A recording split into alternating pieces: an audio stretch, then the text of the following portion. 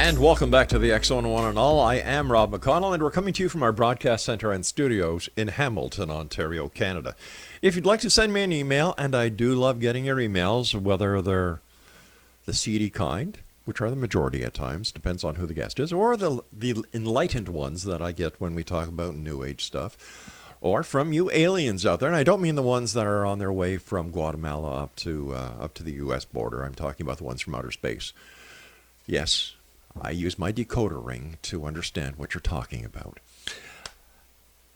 Email is xzone@xzoneradiotv.com, and all social media sites, xzone Radio TV.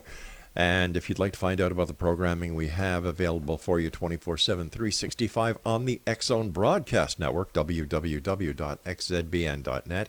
And for the programming on Simul TV, where we have Channel 21, which is the X-Zone TV channel, www.simultv.com.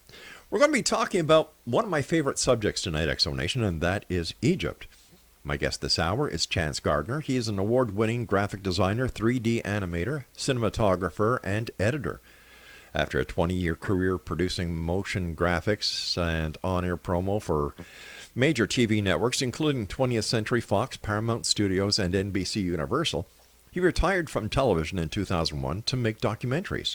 His first documentary, Magical Egypt, became a cult classic and is still in wide circulation around the world. After 15 years, Chance has returned to the Magical Egypt project to produce the much-anticipated Magical Egypt Series 2, which features the iconic personalities from the original Magical Egypt, plus a new generation of researchers and unorthodox thinkers, all united by a common fascination with the unexplained mysteries of the past. The new series is described as a forensic recreation of ancient science through a study of ancient aesthetics. The tagline for the new series is, "Where science refuses to go and where religion forbids us to look, the artist takes over as the rightful tour guide." His website is magicalegypt.com. And Chance Gardner, welcome to the X-Zone. Thank you, Rob. What a pleasure. The pleasure's all ours, sir. Tell us a little bit about yourself, your broadcasting career. You work for some major studios, 20th Century Fox, Paramount, NBC, Universal, and retired in 2001.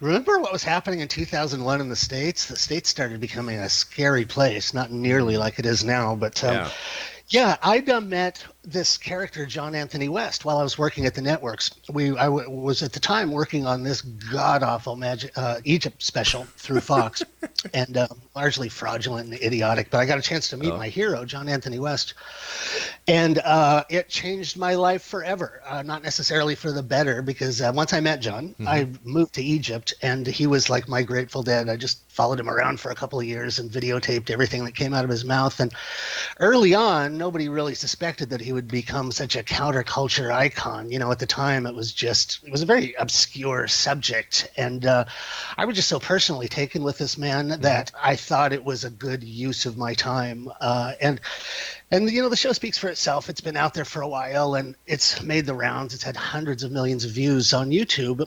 And in retrospect, I'm very glad that I made the decision. But at the time, there was some harrowing, very hard to walk away from a highly paid job to do something that's in your heart when you know that there might not be financial reward. I can understand that, and I can appreciate that. My wife and I have gone through that route many times, but it always works out for the best. When you follow your heart, It's weird what happens, isn't it? Exactly. So how magical is Egypt? When I first went to Egypt as an artist, and especially there with my mentor, John Anthony West. Are you familiar with John Anthony West's work? No, I'm not. I hate to admit.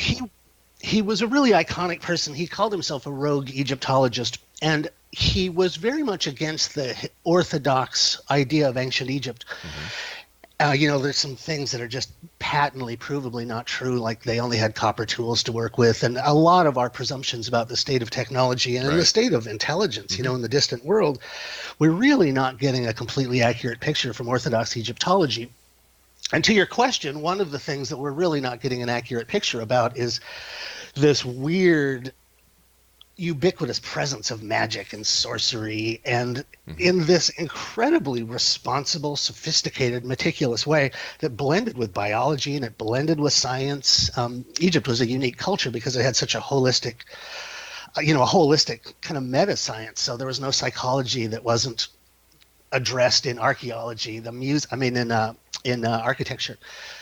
Astrology, astronomy, psychology, theology were all kind of blended into this one model. And it's sort of, the whole culture is predicated on the exact opposite of what modern culture is, where modern culture in modern science, there's this kind of reductionist feeling where consciousness entirely originates in the skull and is just a kind of byproduct of this electrochemical complexity. Whereas in Egypt and in a lot of the ancient world, and in the Eastern world to this day, they believe that consciousness is the only thing there is, and consciousness solidifies sort of, or slows down light to produce all the material that we see around us. So depending on what model you buy into, Egypt actually either makes no sense at all, or it presents itself as this remarkably sophisticated science that does something that modern science can't do. To this day, nobody knows what consciousness is. Nobody knows what your pineal gland actually does. We know a couple of things, but consciousness is such a mystery. And it is my contention, and it's the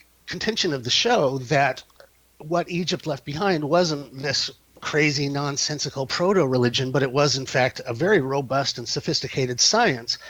But it's a science that focuses on something that science in the modern world doesn't focus on, which is the mysteries of consciousness. I believe the Egyptians were more advanced than current history gives them credit for. Would you agree with that? I would agree, and in fact, I've just made an entire documentary saying that exact thing. Wow. If that is the case, why doesn't academia and Egyptology catch up and say, you know what, we've learned this, we've learned that? Wouldn't that enrich the society, the culture, as well as give an entirely new perspective on humanity itself?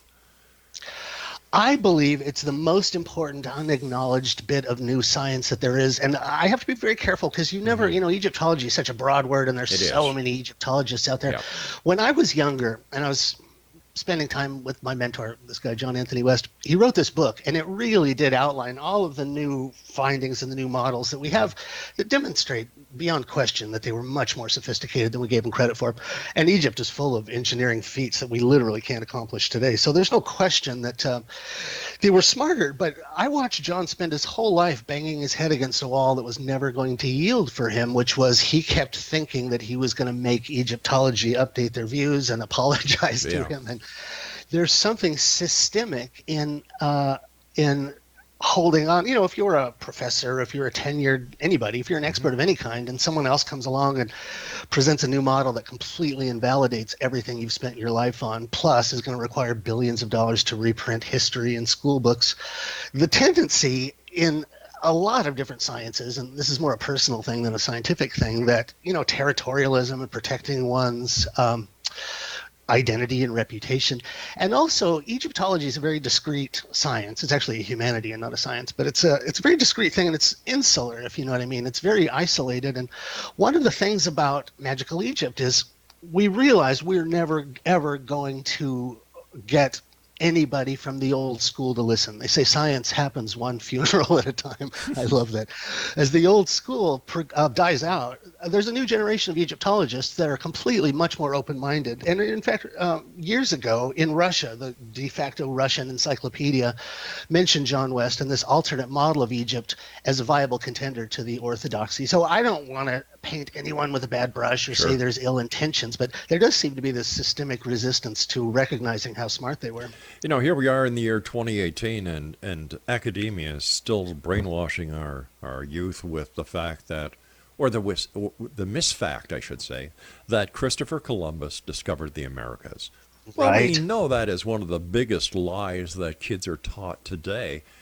Yeah, and like, what about the Vikings? What about the Irish monks? What about this, that, and that? Well, no, it was Christopher Columbus. Why? Why lie? And if they're lying about this part of history, I can only imagine how many lies are being told and how much fraud is being perpetrated by academia because they don't want to admit they're wrong. And to me, it's a crime. It does seem like a crime against humanity. I've learned not to rail too much and certainly not accuse anybody of nefarious intentions, but I know from living my life that there is just some things that they're never going to acknowledge. There's an author called Schwaller de Lubix. All right, let's take a bit of a break here. I've got to take sure. my break at this time. Chance, great talking to you. Glad you're with us. And like I said, Egypt, one of my most favorite subjects here on the show. And Chance Gardner is our guest, and we'll return on the other side of this break as we continue here from our broadcast center and studios in Hamilton, Ontario, Canada. Now, if you'd like to visit Chance online, his website is magicalegypt.com. I'm Rob McConnell. Don't go away.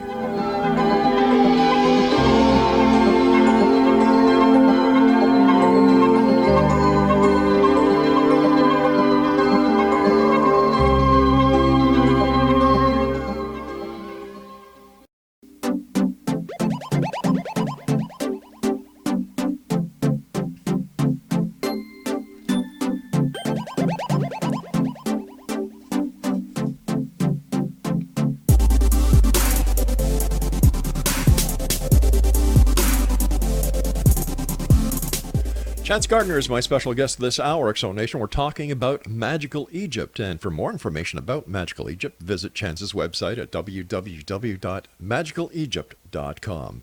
Chance, what was your most awe-inspiring moment when you were with your mentor in Egypt?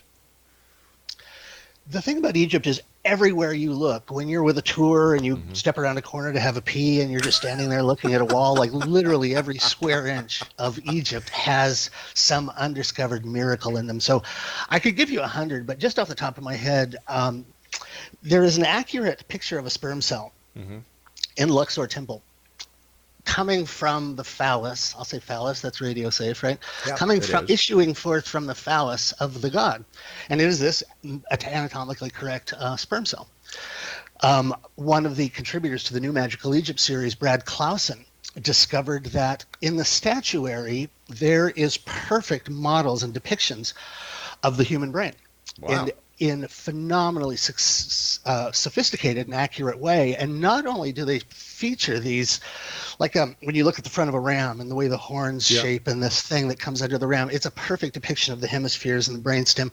Not only did they know biologically and biometrically the correct brain, but they also knew what the different brain parts did. So there's a lot of, there's several, Edwin Meese papyri in particular, shows all these very sophisticated medical a collection of medical knowledge about what parts of the brain, like if someone's leg goes limp, here's what part of the brain it is. And there's just this amazing sophistication for which they've never been given credit. And as an artist, what made me excited about it was that it's the art that transmits their science. They didn't really have a linear language like we did. They have this associative web of hieroglyphics and reliefs and symbolism.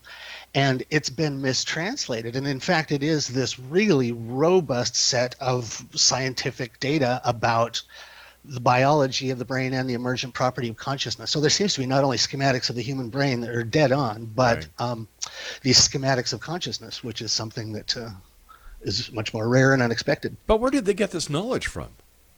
Well, that's $1 million question, isn't it? There's an entire show on TV called Ancient Aliens that I think takes the easy way out. I would love to find out, and it would sure answer all of those questions about where did they get that technology if we could say aliens did it.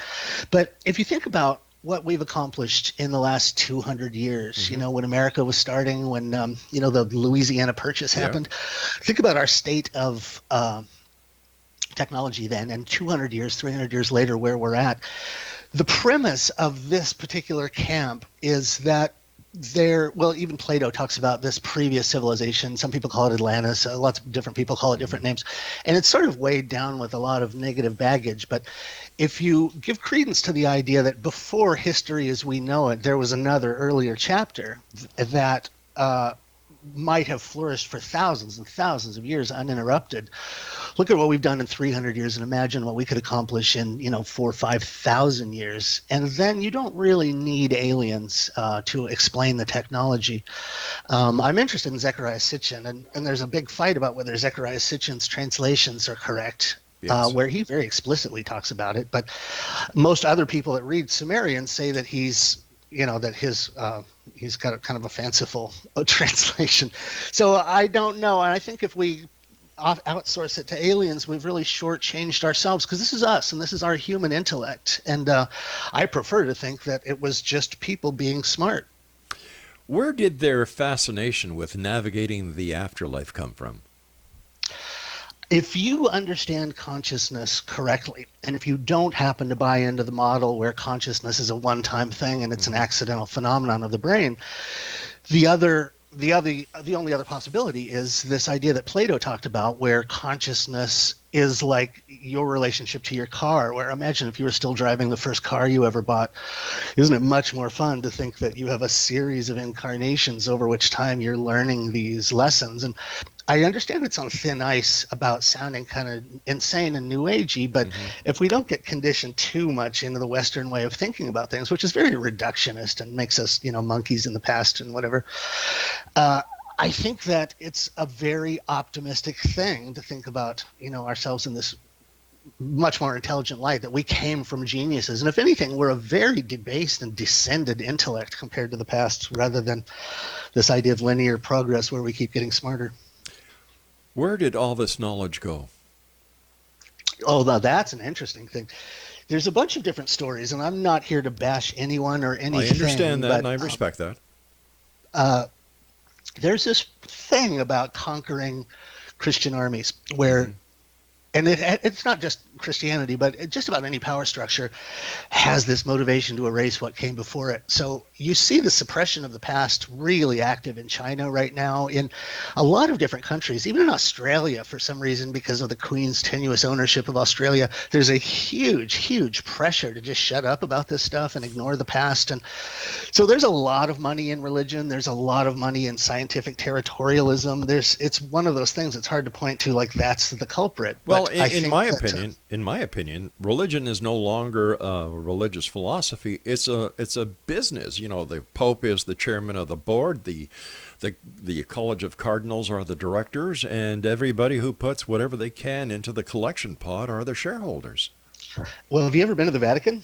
No, I would get thrown out. Either that or I get struck by lightning. You burst into flames. Oh, yeah. I know I'd be in trouble because I'd hear da da da da da da da da da da. It's all about that tall hat. Well, if you walk into the Vatican, it's covered in gold. Yeah. I don't need to say more than that.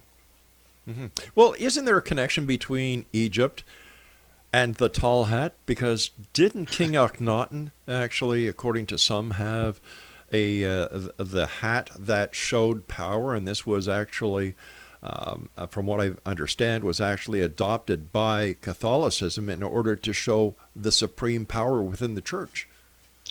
Have you ever noticed that all authority, even in America in the 1900s or on the Monopoly game, the banker, tall hats, yeah. That tall hat, the mitre. Have you ever seen the fish? Like if you look at the Pope the right way when he's wearing his mitre, that hat is a fish hat. It's a much, much older pagan religion.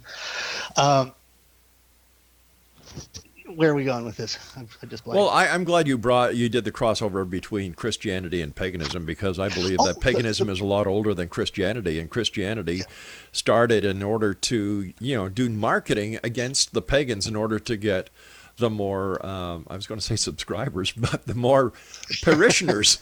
And like the Christmas trees, pagan, the Yule log, pagan. Yeah. There's so many pagan rituals within Christianity. The important thing about that, Rob, is that the pagan things, and very much the point I'm making about ancient Egypt, those pagan things weren't chosen for frivolousness or as an excuse to buy gifts for people.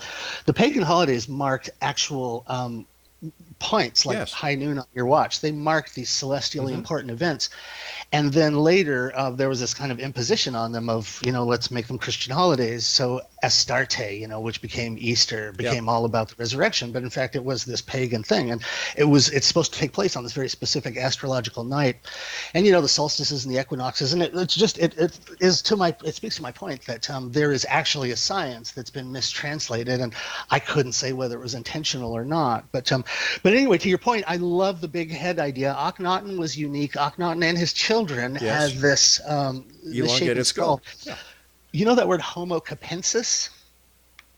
No, but I think I ran into him in a bar once downtown Hamilton. I used to live in West Hollywood. Anyway, look it up, Homo capensis, Capensis. And I'm not saying, I mean, I certainly didn't author this idea, but there is an actual medical name for a species or a type of person that has this skull. It's a very known thing. And if you look it up, there's a lot of people, and some of them are a little too zealous about this, but it's an interesting idea that there's been this other species living with us, and they tend to assume power positions. And also there was something about Akhenaten that was so hated by the rest of Egypt that they tried to erase his name forever, and it was only because of some prominent temple that fell over. And there's a whole funny story. They diverted the Nile. Some Roman diverted the Nile to wash off a temple, and all they did was knock the temple over. Well, didn't they try to get rid of him because, there were so many gods that the priests used to have? Then all of a sudden Akhenaten comes up and he says, no, guys, one god. Well, that would be like us trying to end the Fed. What he did was get in a fight with the power structure in Egypt, and he did try and consolidate all the gods into just the sun. Yeah. There were some other things about him. In the Persian culture, homosexuality is not looked upon favorably, and back then, this is a whole weird conversation to get into, but there's lots of reasons. He had a strange relationship with his mother, and he married his sister, just this crazy stuff. Elvis reincarnated. There you go. What's that? Elvis reincarnated. Yeah. Or if you ever watch that show Queer Eye for the Straight Guy, the first thing that happens on the show is they come in and adjust your art direction, which is what he did. All of Egypt was consistent aesthetically until Akhenaten came in, and he not only changed the gods, but he changed the style of art. Wow. And there was such a robust and meticulous and rigorous system of communication through the art canons. And that's why Egyptian art didn't change for 4,000 or 5,000 years. And then Akhenaten came along, and the whole thing became much more flowy and beautiful. And it's literally like the post-Akhenaten era of Egyptian art. And so for a number of reasons, everyone hated him, and King Tut, as you know, didn't fare very well. The minute his parents died, he got clubbed to death, and they restored everything back to the way it was. So after 5,000 years of continuity. But anyway, so that is all interesting peripherally about Akhenaten, but he did seem to have this weird misshapen head, and his children did, and there's lots of busts and statues of them. Also, he was an androgyne. He always portrayed himself with feminine hips and childbearing. Business below. All right, we'll talk more about Akhenaten on the other side of this break as we go to the news. Kind of sounds a lot like what's going on in the United States right now. You've got this president who's trying to drain the swamp, but that's another story for another show. This is the X Zone, and Chance Gardner is our very special guest this hour. Visit his website, www.magicalegypt.com. Magicalegypt.com. I'll be back on the other side of this break with the news. Don't go away.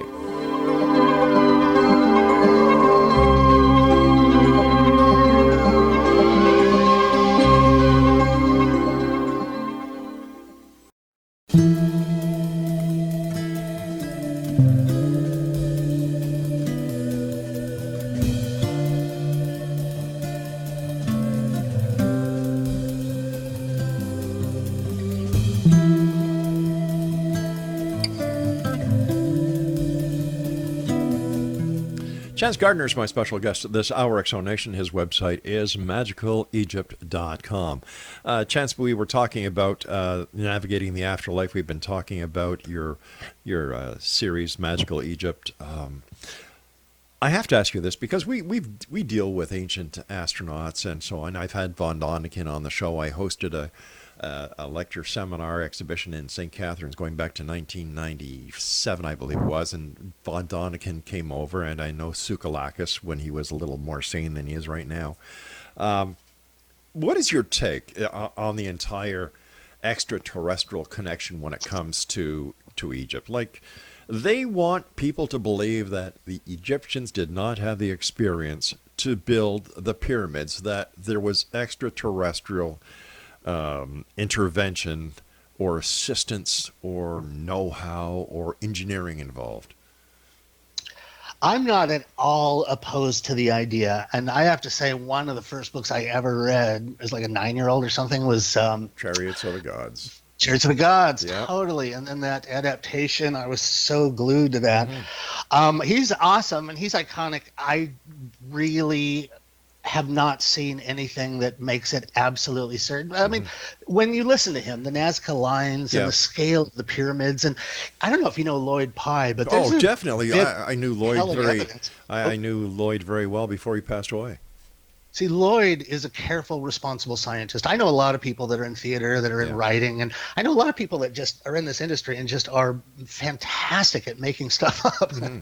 And I'm not going to say any names, but anyway, Von Däniken, I loved that book. There's some factual things that he's just been proven absolutely wrong about. He was a little lax in his research in some cases, and embarrassingly, a lot of that went into Ancient Aliens. So there's some just provable incorrect facts. But that being said, I love that idea, and it would explain so much if that were the case. And there's some things around Egypt that really make you wonder. There's lots of hovering boats and traveling through the stars, and there's some stuff, Nabta Playa points to the 3 stars on Orion's belt and actually tells you how far away they are. So I wouldn't at all be surprised. I don't want to hang my hat on that and say that's the only possible thing. And I would like to believe that humans were smart enough that we could have done this ourselves. Exactly. But if it did happen, and as Lloyd Pye pointed out, you can look at our DNA and you can see that it's been manipulated. We have a different number of chromosomes than everyone else. Our last 2 are fused together. So in everyone's DNA, there's kind of a smoking gun that something's happened to our DNA that was artificial and modified. But the essence of science, one of the things, I'm not talking about the show enough, one of the things that I'm trying to get across in the show is there's this just time-honored method of rational scientific inquiry that was put out by René Descartes. And it's very clear when someone's a scientist or when someone's a theorist. And right now, the alien thing is the most interesting theory in the world, but no one's come across with anything other than circumstantial evidence. And so you see the Nazca lines and you say, well, I think that's aliens. But so I can't honestly say it passes the rigorous scientific credibility measure, but I love the idea and I hope it's true. And I do want to do future episodes on, first of all, finding out how correct Zecharia Sitchin and his writing is, because if that turns out to be a correct interpretation, there's like 300,000 of those clay tablets in the British Museum, and they all talk about, if Zechariah is correct, they all talk about aliens coming to Earth, but then everyone else who speaks that language, and there's only 7 people on Earth that read those old Akkadian things, everyone but Zechariah says he's wrong. So I don't know enough about it to have looked into it. And what we're trying to do with Magical Egypt is stick with there's so much that's actually scientifically provable. I don't need to lapse. I don't need to blow dry my hair straight up like what's his name does, like I'm hanging upside down when I'm actually I think it's from testing batteries with his tongue, and I mean the car batteries. That'll do it. You forget who your 3rd grade teacher is if you do enough of that. You start losing little details from your past. Well, that explains a lot. Anyway, what we tried to do, there's these rules of science, and if it's repeatable, if it's provable, it's the difference between the science and the humanities is that nobody argues about math because it proves itself. And there's so much in Egypt that proves its own technology. And so here's the most important thing, Rob. Honestly, the most important thing I feel like in Egypt is that there's all this stuff that is, it's interesting and it's great conversation, but it doesn't pass the so what test. What's in it for me? What do I care if aliens ever came? Sure. I'm not so interested in where the technology came from. What I'm interested in is let's look at this technology because it tells you something about yourself. It tells you things about your consciousness and these timeless occult traditions that everyone laughs at, or everyone, everyone says, oh, you're doomed to hell if you even look into this stuff. There's this robust science that has been mislabeled as occultism, but it is actually the science of exploring consciousness, unfolding these weirder, subtler aspects of consciousness. That's usable. It's not like you're reading about a violin. That's picking up the violin and playing it. The Masons have these terms, operative and speculative. So speculative stuff is great and it's fantastic entertainment. I'm utterly disinterested in that because I want to stick with the stuff that actually speaks to people. There's temples that tell you about you. It's like a magic mirror that they hold up, and it allows you to understand these parts of yourself that you can't view directly. And they tell you very specifically, here's how you achieve this intelligence that we achieved. So to me, it's less about where it came from and more about this is like finding a crashed UFO and let's reverse engineer it and let's make Kevlar and let's make fiber optics. And these are usable technologies that are there for us about ourselves. Yeah, it's funny because it's the Catholic Church and Christianity that actually make the Egyptians out to be the bad guys. And the snake, the symbolism of the snake. It's I think that this would be a better world if religion, the philosophical religions like Christianity, Judaism, were never brought to light. I think we'd be further ahead with our society, our culture, our learning and our knowledge. I think religions have held us back.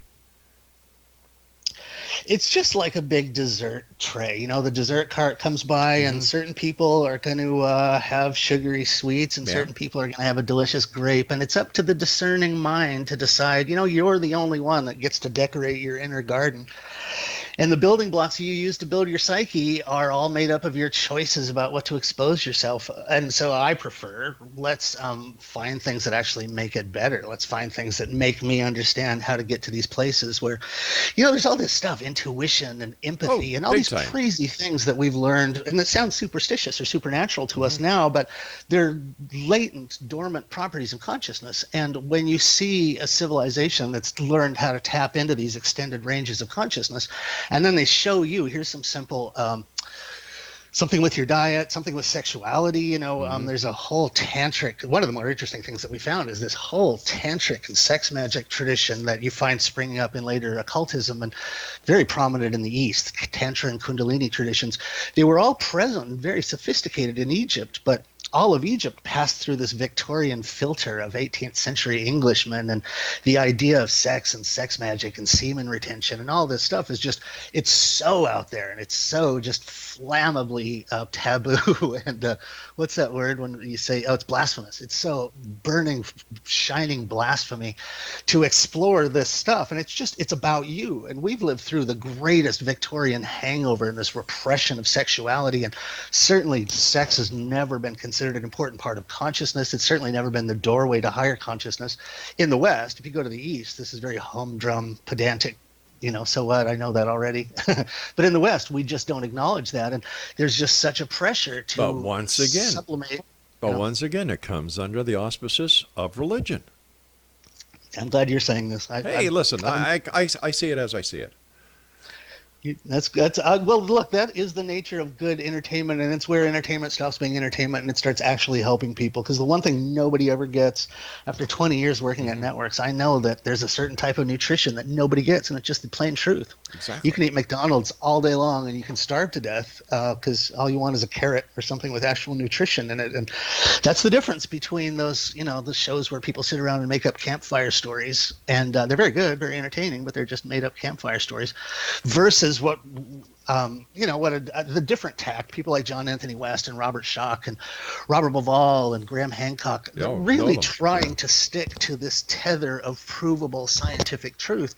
And that's where the real yield is going to come from. And that's what we've really narrowed our focus in Magical Egypt to this whole new thing that's emerging. Because as you know, that whole subject of Egypt is just, it's like a skeleton in the desert with all the meat picked off of it.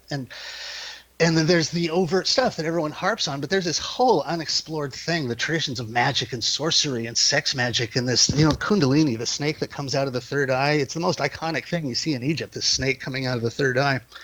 And that's Kundalini. It's tantric sex magic, and it's a kind of yoga. It's not really anything occult or horrible, but there's just this giant thing that you don't know about yourself that if someone were to show you, your life would change and you'd probably never get invited back to the church. I'm just trying. Something in my mind when you said the snake in the third eye. Wasn't there, or isn't there a statue, or wasn't there somebody in Egypt's history who had a band or a crown with a snake coming out of the forehead? Every one of them. Look up, Google Egyptian statues, and it's the most iconic thing in Egypt. Okay. You're hard pressed to find a statue or a relief that doesn't have the snake coming out of the head. And Egyptology won't address it. They say it's not Kundalini. It's this obvious thing, because if you know symbolism, the exact same symbolism happens in India and in the Buddhist traditions. And it is the symbol of Kundalini. You've risen this energetic snake, and it's come out your third eye, and that means that you're a realized person and active magician, and that you've mastered this psychosexual circuitry. All right, makes you an emergent person. All right, stand by, Chance. You and I have to take our final break. X-Zone Nation. Our guest this hour is Chance Gardner. His website is magicalegypt.com, and Chance and I will be back on the other side of this break as we wrap up this hour here in the X-Zone with yours truly from our broadcast center and studios in Hamilton, Ontario, Canada. My name is Rob McConnell. Don't go away.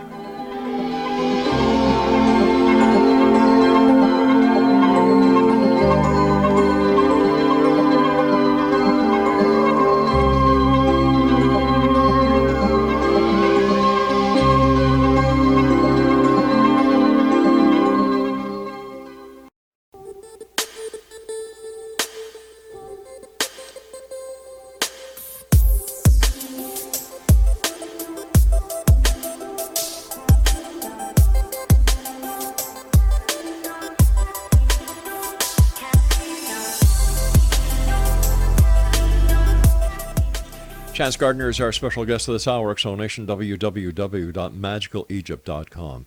First of all, Chance, I want to thank you so much for joining us tonight. It's been a great pleasure talking to you. I wish you continued success. And what has been the most pinnacle part of your career as the documentarian of Magical Egypt? What has been the highlight so far? I have to say, early on, I found somebody who literally changed the trajectory of my life, changed my thinking. And as an artist, I shouldn't have any relationship at all to ancient Egypt, but seeing it through the eyes of John Anthony West showed me that, first of all, the authorities aren't entirely to be taken at their word. Not that there's anything nefarious about them, but everyone who goes to Egypt and brings whatever specialty with them, Egypt speaks to you in your native tongue. So as an artist, I went and Egypt spoke to me through the art. And I realized something in the last 15 years. Our research group that was behind the new series, by looking at the art and completely saying, okay, we know what Egyptology has to say, but what about the rest? What about everybody else? This little insular branch of the humanities, why do they get the final say? Let's hear what the engineers have to say. Let's hear what mathematicians have to say. Let's hear what the artists have to say. As I started researching this, I've made a number of discoveries that nobody else has found out, but there's places where the architecture makes this perfect schematic of brain parts that are specifically the brain parts involved in consciousness. And so for me as an artist, to see an entire culture that had married art and aesthetics and used art and aesthetics to transmit this fantastically sophisticated science, that really changed me, because I didn't even understand the point of art, and the role of art in society has changed so dramatically. Art used to be a technology that would teach you about yourself in a metaphysical way, and that's been robbed. Now art is advertising, which is literally the opposite of teaching you the truth, and literally the opposite of helping you explore what your natural will is and what your natural state is. It's all about perverting your natural state so that you buy more products.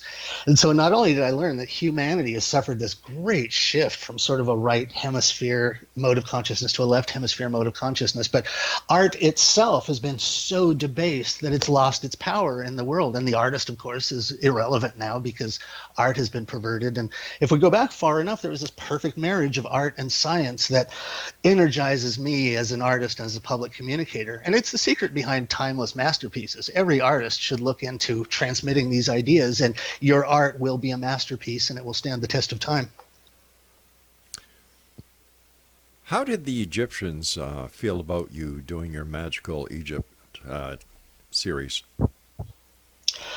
They love the idea that someone, because I'm saying what they say. Egyptology notoriously ignores what they say about themselves. That I'm actually giving voice to what they say about themselves. And so I assume they like it. I've spent a lot of time over there, and nobody's ever thrown rocks at me or spit on me.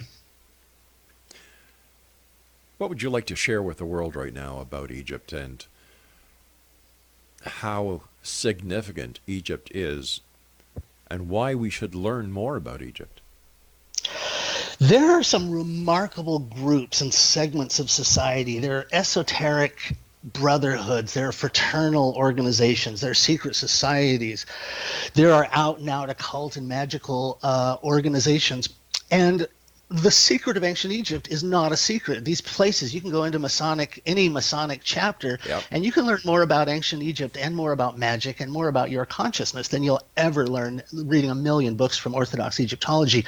There's a reason why the most secretive, but also the most intelligent, the most powerful, the most prolific, and the most accomplished segments of society are that, because there's this secret stream of knowledge that is so empowering that, as we've discussed, different power centers really don't like the idea of the common man being in possession of this kind of weird mental technology. And so I've learned that the world we live in is this entire duck blind to keep us from knowing the most important things about ourselves. And, if you knew how to fly, but nobody ever told you, and they wouldn't let anything on TV that would suggest to you that you knew how to fly, in a couple of generations, you've forgotten that you had that ability. And that's what is most important to me, that there are things about ourselves that we don't know, that we used to know, and they're very explicitly laid out if you look at the art and you look at the math, and if you look at the geometry that's expressed in Egypt and the schematics. And if you don't if you don't listen to the Orthodox model, and if you just look for yourself from the perspective of the sciences, then you'll see a very different place. And it's relevant to us. It's not just how many angels are dancing on the head of a pin. This is the most important information there is. And perhaps that's why there's this institutional resistance to letting people know about it. One of the episodes in your series, Magical Egypt, is the Old Kingdom and the Still Older Kingdom. Tell us about that. The earliest things in dynastic Egypt, if you go and you spend time on the ground there, all of dynastic Egypt was built on top of something that was vastly older. If you know about the way that rock decays over the ages, the reason that geologists are so much more important than Egyptologists in this regard, you see the Great Pyramid is built on something. The base of the Great Pyramid was there for thousands of years before the Great Pyramid was built. The Sphinx, next to the Sphinx, there's a thing called the Valley Temple that is so old that it looks more like Stonehenge than anything in Egypt, and there's no hieroglyphs. And there's another Stonehenge in Egypt. It's a square Stonehenge, but it's massive. It's like every stone is as big as my house. And it's all there. It's all easy to see. And clearly the oldest things in Egypt were built on top of something that was thousands, let's say thousands, easily, possibly 100,000 years older. But all of Egypt, as we know, regular history tells us that's kind of when when civilization began. But when you actually go, everything there is overbuilt. And it happens a lot in India and in Italy, the city of Pompeii. They dug out Pompeii, and then they kept digging, and they realized under Pompeii there's a much older city with much bigger stones that nobody even knows what to say about it. They call it Cyclopean. There's Cyclopean architecture all over the world. It's vast and huge. And it is more, if anything, if I could just say aesthetically, it seems alien because it doesn't have any writing and none of the characteristic Egyptian stuff, but the scale and the perfection. And if you, one of the new additions to Magical Egypt is Christopher Dunn, this amazing engineer who does all of these tests.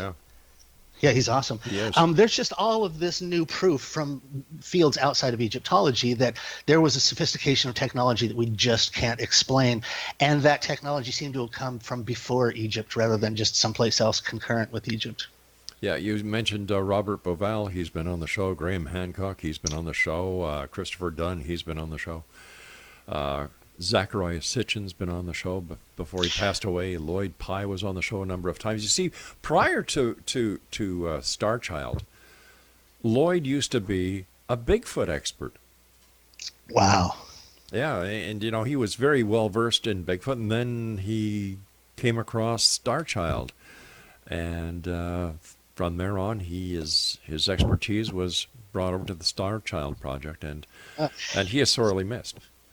He spent his own money. It was like 80 large or something to get a DNA test on that Star Child skull. And then he died. I don't want to go into a conspiracy rabbit hole, but he died right when he had this genetic proof that this thing wasn't human.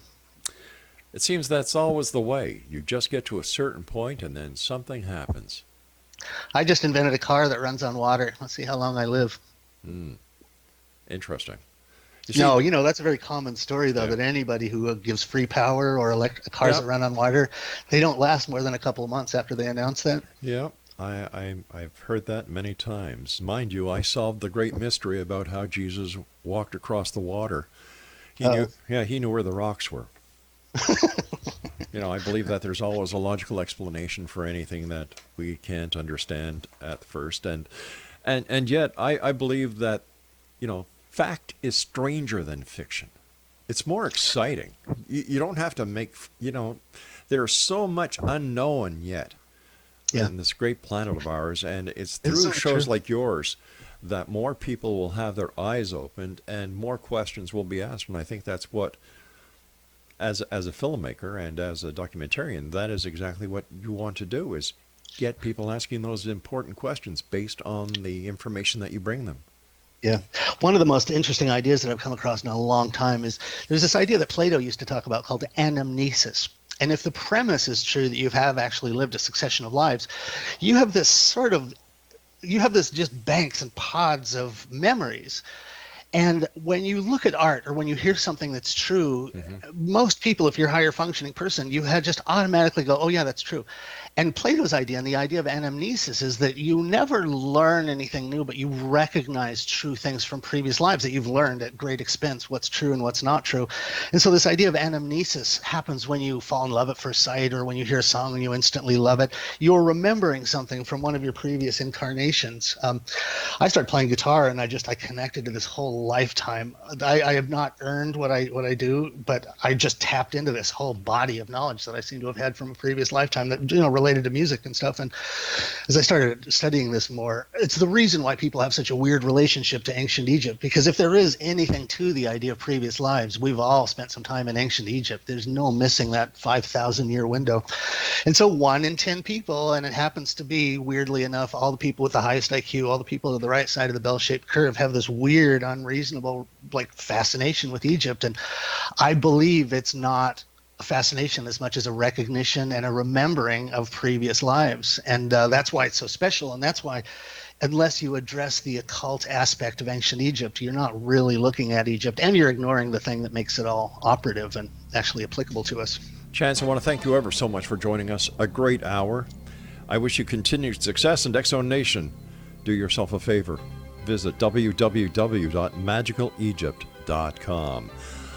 Take care, Chance. You too. Thanks a lot. My great pleasure. I'll be back on the other side of this commercial break with the news as we continue here in the X Zone with yours truly, Rob McConnell, from our broadcast center and studios in Hamilton, Ontario, Canada. Don't forget, on Simul TV, the X Zone TV channel number 21, and for all our programming on the X Zone Broadcast Network radio side, xzbn.net. Don't go away.